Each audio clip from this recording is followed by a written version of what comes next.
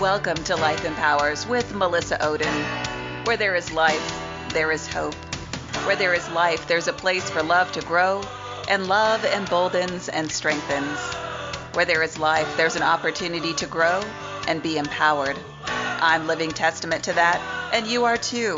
And if you don't yet feel like your life is testament to this, don't despair and don't stop listening to this podcast. This is exactly why I'm doing it. Thanks for joining me this week as we delve into so many life-affirming topics. This week, I want to share with you a really important interview I did with a fellow survivor, Priscilla. We sat down and had this conversation for the Support After Abortion Healing Conference. And some of you may have had a chance to tune into it, but I know probably many of you didn't have that opportunity. And this conversation with Priscilla is probably, honestly, I have a lot of powerful conversations, but I think this is one of the most powerful conversations I have ever had with anyone. As I shared, Priscilla is a survivor, but there is so much more to Priscilla's experiences with abortion. And I can tell you that this is a life-changing, culture-shifting conversation that we had, and I don't want you to miss it. So do yourself a favor, settle in, listen to this incredible interview with Priscilla, and then let it resonate with you. Then drop me a comment, send me an email, let me know what you think of this conversation. Let me know how it's impacted your views on abortion, on women who have abortions, how it's impacted you about survivors, how it's impacted you about, people who work in abortion clinics. Trust me, you don't want to miss this conversation. Lean in. I am thrilled to introduce you all to Priscilla. And as I alluded to in my introduction, Priscilla has courageously chosen to share her story with all of us today. I know it's not easy for her to do this. I think all of you know what courage it takes to share any of our stories. And I know that you are going to be just as touched by Priscilla's experiences, her knowledge, and this journey that she's walked on. So Priscilla, thank you from the bottom of my heart. Thank you, Melissa. It's my privilege. I've got my sword ready. You've been preparing for this for a long time. I know. Yeah, true. And I know your story is complicated. Yeah. But help us unpack it. What has led you to this point, Priscilla? Well, abortion. I just have been very inundated with the whole abortion message industry, whatever you want to call it. I'm post-abortive, so I can relate to much of what is being discussed at this conference today. And I will, start with maybe some of the circumstances around that. Mm-hmm. And I was in college, but I have to say I was very protected as a child. I really lacked any kind of wisdom or informed judgment going into college in terms of how to handle the freedoms I had. So, and it was the late 60s. So for all 60s survivors out there, shout out to you. It was a tumultuous time on college campuses back then, and the messaging that was going on was just, sexual freedom. I was in love, and I had a relationship, and I was very concerned about, very consumed in my thinking that I might be pregnant. And so at some point, but we were, it wasn't a one night stand. It was actually, love. And as much as a 19-year-old can know about those things, but I called my mom because, I didn't know who else to call. And I was I was 19, but I was a very dependent 19 on my parents still, and didn't really have any goals or plans for my future. So what she did is she immediately came up and grabbed me out of my college environment and drove me back home. And my dad was a doctor. So in California, this was 1969. In California, it was illegal other than you had to have approval through an abortion or a hospital board. So my dad, being a doctor, he swiftly put meetings together so that I could be stamped as, unhealthy mentally or something to have a child and raise a child. So, next thing I know, this is all happening very quickly. Nobody talked to the father. Nobody really talked to me. So I really know what it feels like to be coerced into an abortion. And I think many of the women at this conference probably feel that that's what happened to them. And it was a general anesthetic. So I remember laying in the hospital bed, just waiting for for this to happen, get the general anesthetic. And it was just a really cool, I remember the feeling of being very lonely. Nobody is excited about anybody being there for this purpose. So it was very lonely, but I went through that, and back to college I went, but the guy that I was in love with and thought we were going to get married, he just decided, I'm going to go find a real woman. I was like, what? It was devastating to me. I feel like my life just ended basically after that. But when you talk about generational, I think obviously his parents did not agree because that's the way he was raised. And he was never asked about it. So it was like he was this invisible person. I mean, thankfully we've come a long way in dealing with these issues, but back then, my parents just took charge, and it's a common theme even in your life. You have a similar story with your birth mom. So anyway, I went back and I got into all of the post-abortion behaviors. I kind of like drugs, sex, and rock and roll. And it was really, I didn't know at all that what I was doing was symptomatic of the pain I felt. I knew I felt lost. I knew I felt alone, but I didn't get the connection with abortion. And I didn't know that, what I was doing, what I had happened was really wrong. I just trusted my parents to do what they felt was needed. So at any rate, later on that year, my sister also had an abortion. So we were going, I won't tell you which one, I have 4. So, but she was flying into the airport, and my mom and I were walking along, going into the airport.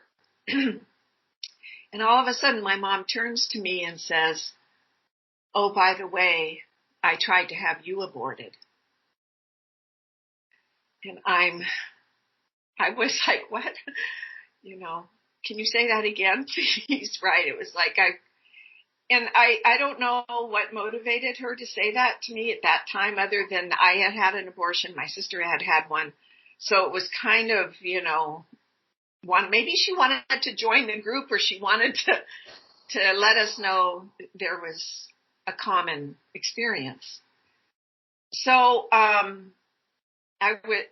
we didn't talk about it at that point, but I remember very distinctly in my head that it explained a lot of things to me, Melissa, because I had always felt unwanted.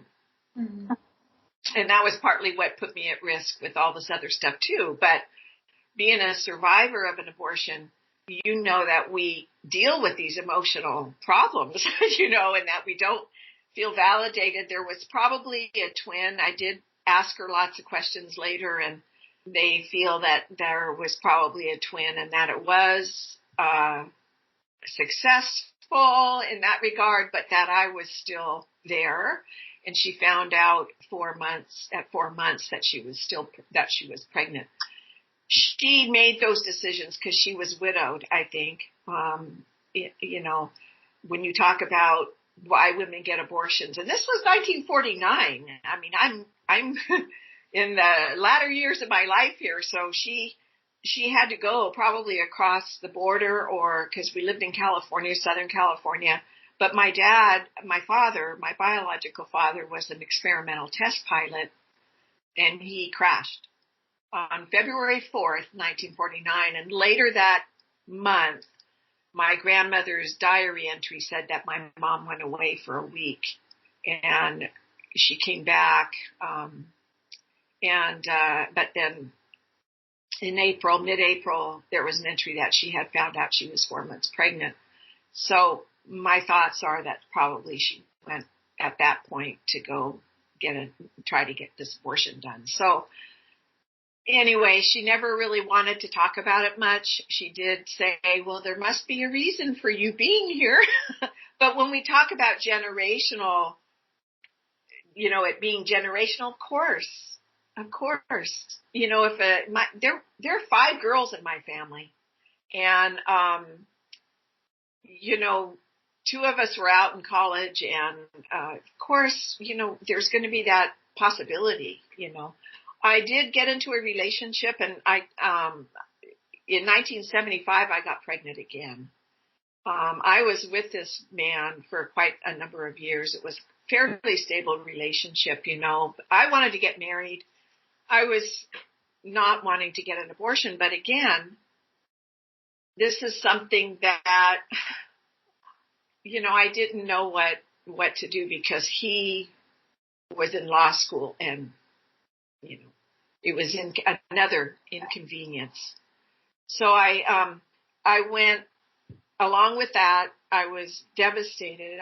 It was after Roe v. Wade, so there was vacuum aspiration procedures being done. And he waited for me in the doctor's office, paid the money. This experience for me was life-changing for me, because I was with a local anesthetic. You're really feeling that you feel everything. And I screamed. I didn't know at the time exactly what was going on, but I knew whatever it was, the way it was done, whatever, it was wrong. So I wanted to take action against that, and that's what led me into the abortion clinic. Kind of screwed up, I know, but I wasn't quite there, but I was seeking, and I was trying to make sense of this. And so my boyfriend knew somebody who knew somebody at owned this clinic. So I met them, and I said, how do you guys handle this? Well, we do group counseling. We really tell them what to expect. And I thought that's what I needed, and I didn't get. So I was thrust into this job there. I mean, I was glad to be there. I was helping women, I was telling them about it. I was getting them to sign their informed consents. I was holding their hands during the procedure. 2.5 years I did this. And then I got in a really bad car accident that almost took my life. And that was in 1977. So I was visited by an angel. This sounds weird, but I know, because I was on the floor of the car, and I looked up, and there was a person there, a man, saying, it's going to be okay. But that car accident shifted something in me that I started questioning things. And even though I was still working at that abortion clinic, I was seeking truth, basically, I think, because I was questioning everything I was doing in my life. And at any rate, I through circumstances, through a graduate program, and getting able to go out to rural Alaska and do an internship to finish my program, I was like, the Lord just lifted me up and put me in rural Alaska, where I fell in love again, left my relationship, fell in love, got a full-time job up there, and got pregnant again. And of course, my family I was not married. my family was, you have to get an abortion. You have to get an abortion. And I said, no, not again. And I said, I have a graduate degree. I'm going to take care of this child. And so I had my son in March of 81. And, but I still hadn't found God in my life, you know. And so 4 months later, some friends of mine that I'd gotten to know out there in the rural Alaska, I was introduced to, you know, Jesus in a way through their testimony and their witness. So I had to leave where I was with the father because he had some alcohol problems. And so I left and I came to my friend's apartment and I got on my knees. And I just said, I can't manage this. This is way over my head. And so I finally opened my heart to receive the help and the forgiveness and all of the things that we have access to as followers of Christ. And it didn't change my life immediately, but I started thinking differently. And it didn't end with him. I ended up marrying him. And I have 2 beautiful daughters now. And so the marriage didn't last. It only lasted 5 years. But I'm so grateful that I have these children in my life, you know, and I have 11 grandchildren.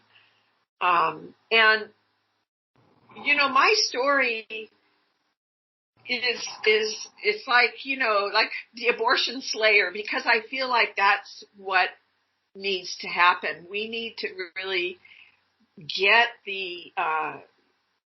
real with how destructive and damaging it is. And I'm so thankful for this conference.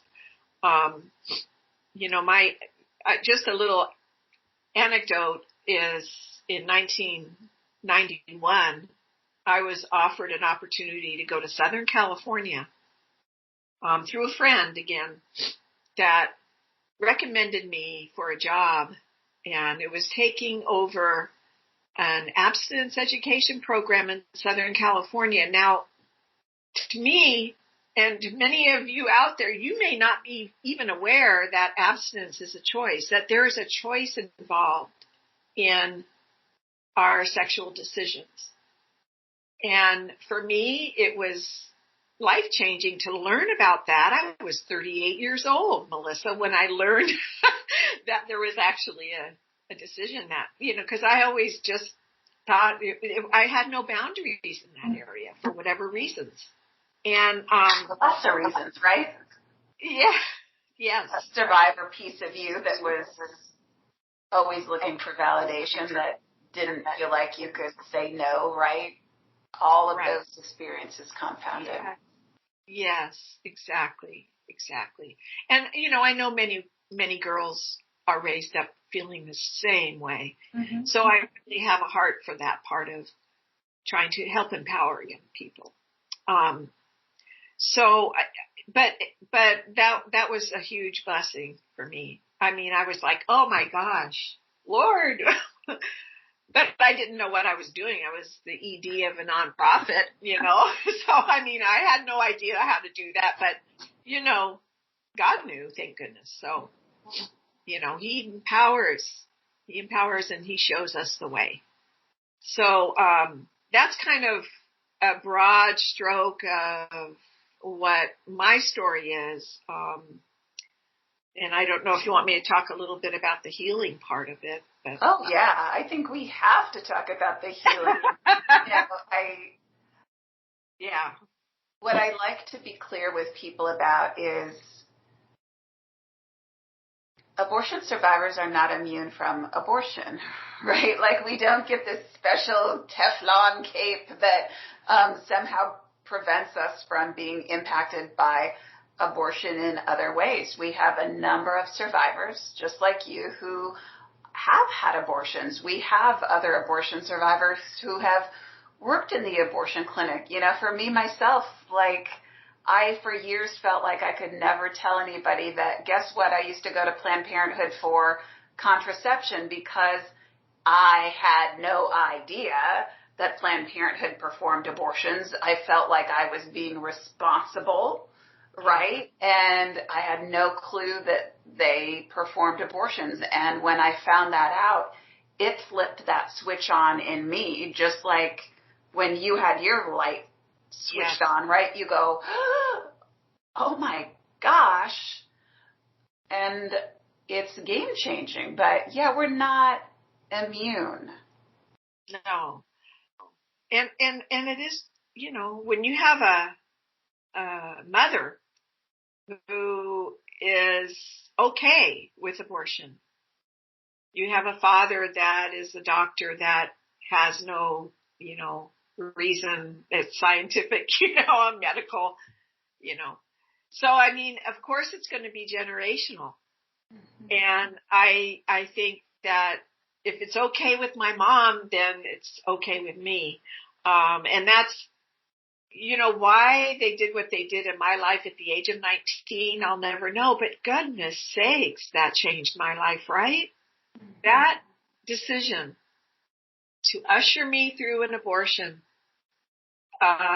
you know, changed my world completely. I mean, you know, my life is what it is. And I'm so thankful for opportunities to talk about my story because we need to be able to get real. And I think, you know, we're motivated by what we know. And to get healing, I think the first thing you have to do is understand what you did was damaging.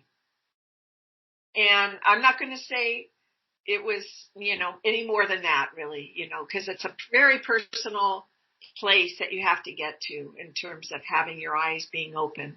We can talk a long time about the pain of abortion, and I went through years of post-abortion symptoms, you know, not realizing honestly that what I was experiencing had any relationship to an abortion that my parents approved of.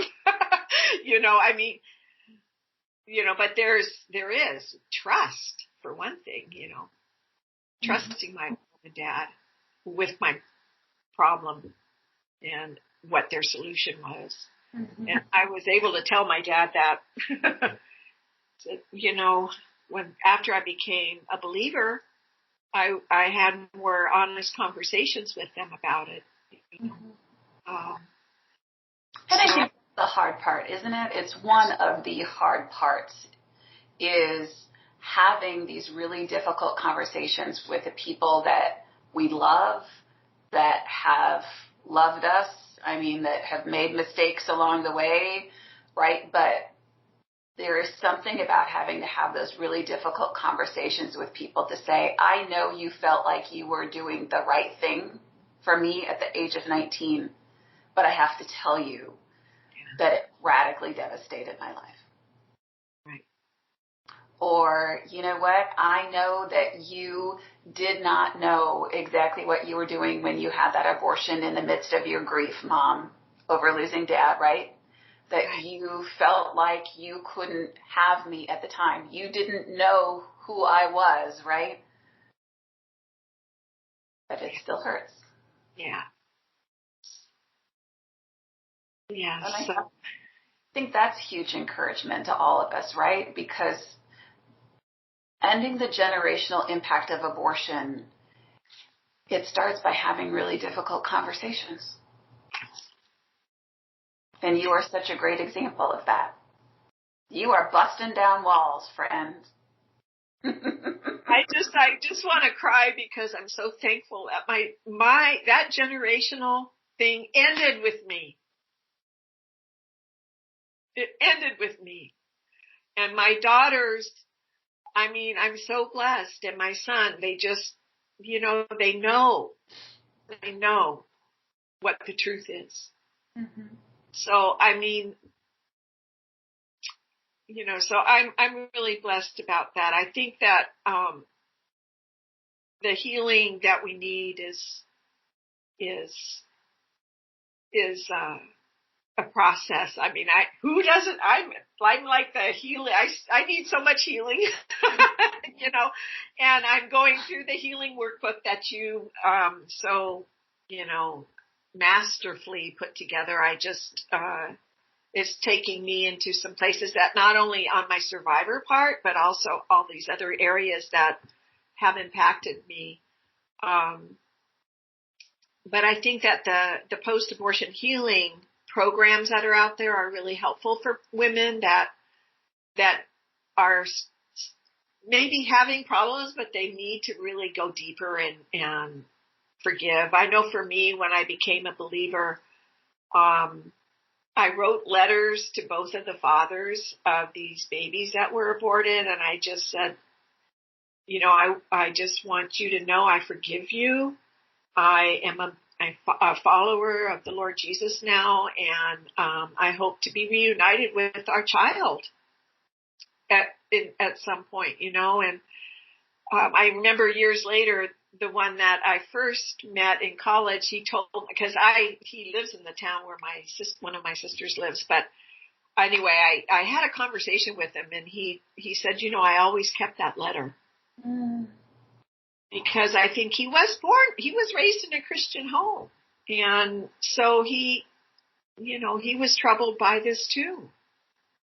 And he didn't have a voice at the time either. We were just so young, So yeah, forgiveness is big, right? Mm-hmm. And you've done post-abortion healing, as you've referred to. You're walking through our healing curriculum, and I know you and I have had some discussions about, and then there were nuns, support for former clinic workers. But I love that you called it a process, right? Like, as human beings, we just want to get it done, right? Like, can I just do it all in one fell swoop, right, and not have to deal with this anymore? But it's this layer, and then that layer, and then that layer. Yes. And that's part of it too, that I was taking notes on what I could add, because it is hard.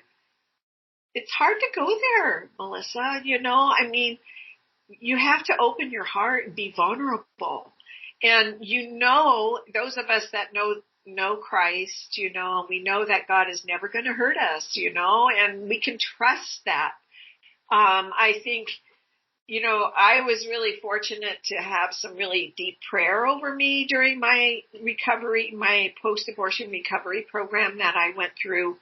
And I was actually able to see the hand of God over my little wee body in the womb. And if I share that, it's like people that don't know that God is everywhere, they might not really understand that. But for me, it just, it was just an amazing thing for me. That as survivors, there's providence involved in that. And your story is so amazing. The nurse and all of that, and there's other stories. Yeah, all of our stories are amazing, right? But I love that you also are reflecting that the same God that spared you is the same God that is holding your children. Right. And he was there. That's part of what the abortion recovery can do, is that you can see that, even in your pain during that situation, he was always there with you. And, I actually was able to experience, him holding the baby and taking the baby. I mean, that's kind of,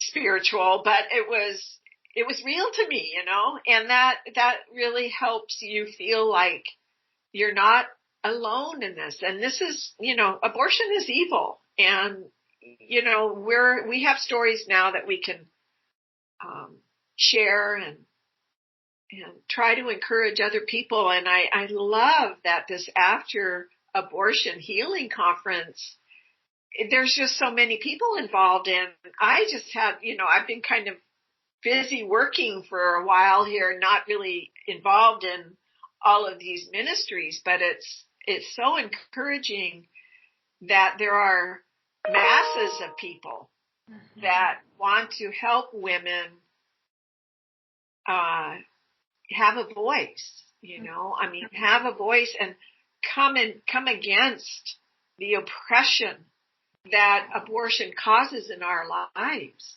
To speak out. Who wants to talk about abortion? Right?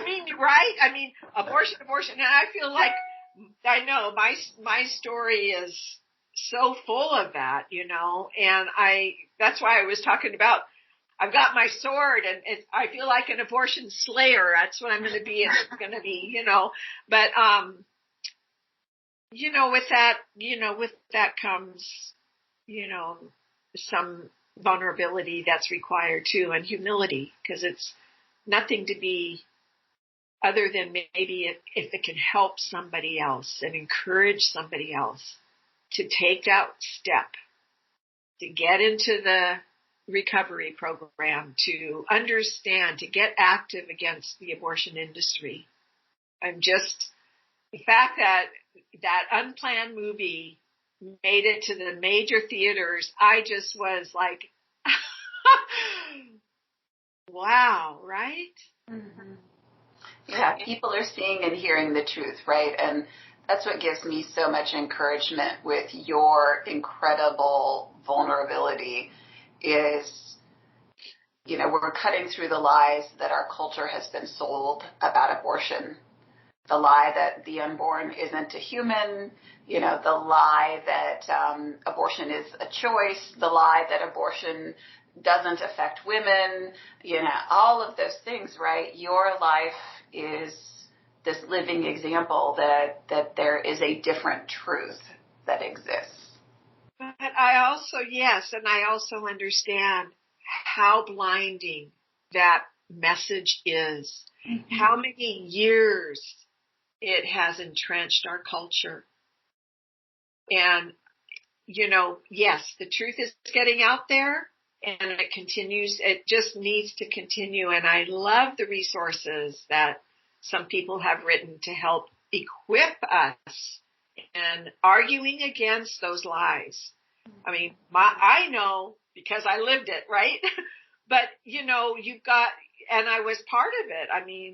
I worked in a clinic and I was in there in the 70s when the propaganda was out there big time. And it's even in the university when I went to school in the early 70s, they were desensitizing us to any moral context of sex and sexuality. So, I have seen this and have experienced it. So, it's wonderful to be able to be on the side of truth. I thank you for all that you've done, more than a choice. Some of our merch. Yeah. Priscilla, if you could give people one step to take from their time today, what would you encourage people to do? Well, I might cry. I think that the biggest thing to do is to recognize what has been done has been damaging, and to do something about it. It may not be your fault, but it is your responsibility to take action for your own self. I lived for years acting out behaviors that only spiraled me down, but I didn't realize that what I was doing was, was stuff I was carrying inside, but I had no resources. So I had to resource some other way. And that today there's a gazillion resources out there, and you can network on this conference. There's a place where you can network with other people. You can look at your resources and, so hopefully people will take that step. And it's easy to be distracted in life too, right? Or I'm going to get to that tomorrow, right? Like, maybe next week, or, when life settles down, right? Something, something, something, then I'll deal with that. And denial is not a river in Egypt, they say. Even though I can say I lived in denial for many years, I didn't really know it was denial. But when you have the truth, when you know that these things have damaged your heart, your soul to some extent, then get help, and I'm sure that you can probably find local resources that will plug you in to other women that are in the same boat. I went to abortion recovery. There were a lot of women there. I didn't know anybody. So it's kind of a brave thing to do, right? But I will tell you, I'm going to share something with you. When I was making the decision, a friend of mine went, and I said, should I go, Mary? What do you think? And she goes, Priscilla, it was like they tore the skin off and all this fresh, this exposed injury. And then God came in and he just healed it and put fresh. And I thought, wow, that's pretty dramatic. I better go then, because I knew that I needed healing. I knew it by then, But I was busy. I was a single mom with 3 children running a nonprofit. But I still even made time to go to this 12-week program 1 night a week. Just had to get a babysitter and do it. And so I did do it. I was so glad. So glad. Well, and I hope people take that as encouragement, right? Because if Priscilla can be brave enough to share her story and brave enough to go through that healing experience as a process, right, of a not one and done, but, as time goes on, deeper levels of healing occur. If Priscilla can do this, so can I, right? I hope people take that away from today. And to know, right, that those hard conversations that you have had, other people can do those too. Yeah. And the earlier the better. Mm-hmm. I'm thrilled working with all these beautiful young women that are part of this, voice. And it's wonderful. Thank you. We are absolutely honored to be a part of your family. Thank you. Your survivor family, your life. And if people are wanting to get into contact with you, probably the easiest way, I think, would be to reach out to us at the Abortion Survivors Network, and we can put them in touch with you, because you are not only an invaluable person, but you're an invaluable resource. Thank you. Thank you, Melissa. Any last final thoughts, my friends? Oh, I just love you, and thank you so much for giving me an opportunity to share. It was your idea, so I want to recognize that. And so, yes. No, I mean, I think if anybody has any questions of me, they can always contact me through you, and I'm retired now, so I have time in between family activities, but with COVID, we're all kind of, limited. So, yeah. Thank you. Thank you. You're welcome. Thank you. I really do hope you enjoyed this conversation with Priscilla this week, and that it shifted your viewpoint even a little bit about abortion and all the experiences that people have when it comes to abortion. And of course, that it really encouraged you with, no matter what you've encountered in your life, whether it's related to abortion or not, that you find strength in Priscilla's story and how she's, choosing to heal, to find her voice, to use her voice, to get real, right? As she said, to be truly honest with herself and the world. That's where true change happens, friends. So, take a page from Priscilla's book and be real And of course, live out the motto that life empowers. See you next time.